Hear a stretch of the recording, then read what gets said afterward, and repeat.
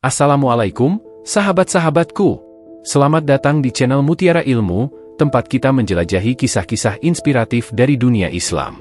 Kisah yang akan kita bahas hari ini bukan hanya tentang kesulitan, tetapi juga tentang harapan, keberanian, dan pelajaran hidup yang bisa kita ambil.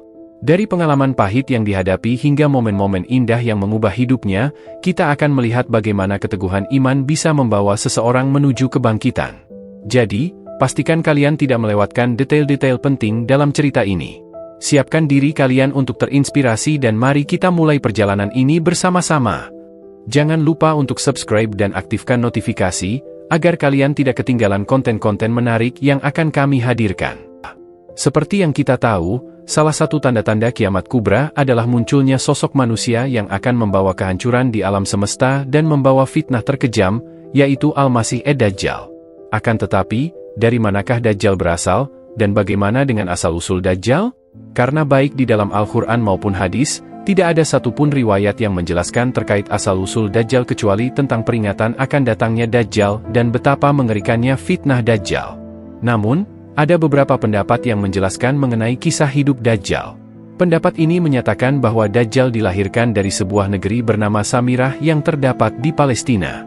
Sedikit informasi bahwa pendapat ini dianggap lemah oleh para ahli hadis karena tidak adanya sumber yang kuat dan relevan terkait kisah asal-usul Dajjal.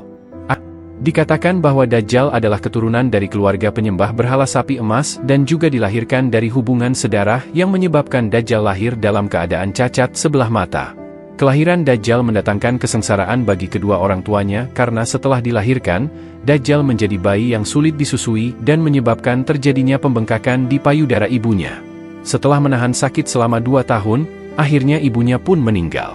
Suatu hari, Dajjal yang masih tertidur dan tidak bergerak sama sekali, akhirnya terbangun dan merangkak menuju patung-patung berhala, lalu tidur di sisi patung berhala sapi emas. Kejadian ini membuat heboh negeri Samirah karena diketahui bahwa Dajjal telah tertidur selama 4 tahun dan belum bergerak sama sekali. Hal ini pun membawa kesengsaraan bagi ayahnya sebab penguasa negeri merasa bahwa kejadian ini adalah keajaiban dan menganggap bahwa Dajjal adalah anak pembawa keberuntungan.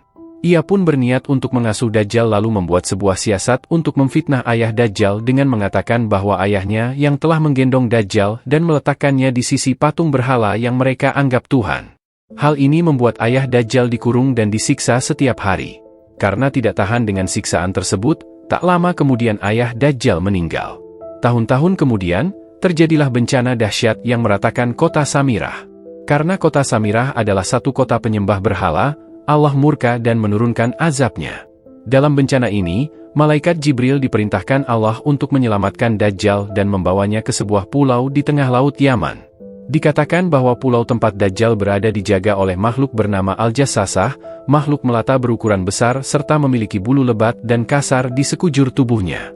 Selama berada di pulau ini, Dajjal diasuh oleh malaikat Jibril hingga ia banyak mendapatkan pengetahuan dan diberikan kelebihan oleh Allah Subhanahu wa Ta'ala, yaitu kecerdasan, tidak akan sakit atau pikun, dan jika telah berumur 100 tahun, maka ia akan menjadi muda kembali.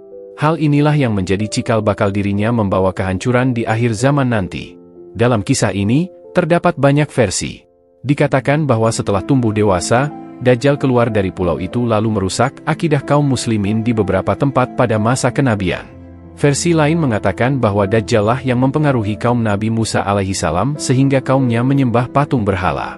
Sekali lagi, bahwa kisah ini tidak memiliki sumber yang relevan dan dianggap lemah oleh para ahli hadis.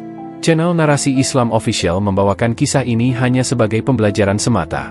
Adapun hadis sahih yang menjelaskan tentang sosok Dajjal dan Al-Jassasah tertulis dalam hadis Muslim nomor 2942, bab kisah Al-Jassasah, yang mengisahkan tentang sahabat Rasulullah Shallallahu Alaihi Wasallam, yaitu Tamim Ad-Dari yang bertemu dengan sosok Al-Jassasah dan Dajjal di sebuah pulau di tengah laut Syam atau laut Yaman.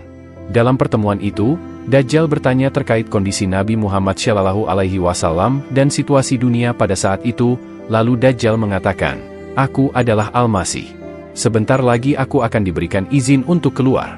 Aku akan menjelajahi bumi dan tidak ada satu tempat pun yang tidak aku singgahi selama 40 hari, kecuali Makkah dan Madinah, karena keduanya diharamkan bagiku."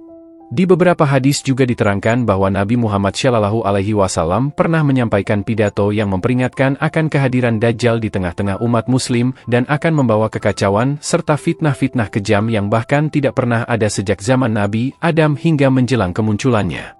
Rasulullah bersabda, tidak ada satu nabi pun yang memperingatkan kaumnya kecuali peringatan akan kehadiran Dajjal. Nabi Nuh benar-benar telah memperingatkan kaumnya. Har Muslim dan Bukhari. Dajjal akan berada di bumi selama 40 hari, merusak keimanan kaum muslimin dengan menunjukkan keajaiban-keajaiban seperti menghidupkan orang mati, memberikan kesuburan pada suatu wilayah, atau mengendalikan cuaca hanya dengan ucapannya, yang mana itu semua adalah tipu daya Dajjal untuk merusak iman kaum muslimin agar menganggapnya sebagai Tuhan.